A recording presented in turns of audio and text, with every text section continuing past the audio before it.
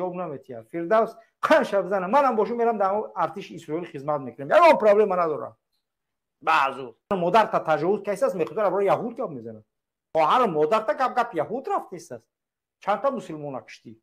اما مسلمان نکشته است.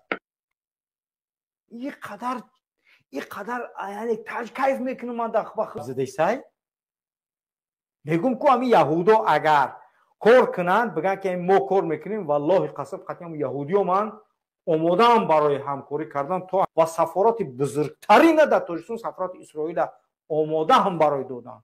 چقدر فهمیدی؟ من آماده‌ام که با اسرائیل با نتانیاهو همکاری کنم، بزرگترین سفارات دنیا را برام با همین نتانیاهو رابطیم. من آماده‌ام، من راضیم. علاقه زیچی دیپلماتی با اسرائیل آماده برقرار نمودنم. به خاطر چی؟ به خاطر میگم را پرابلم ندارم.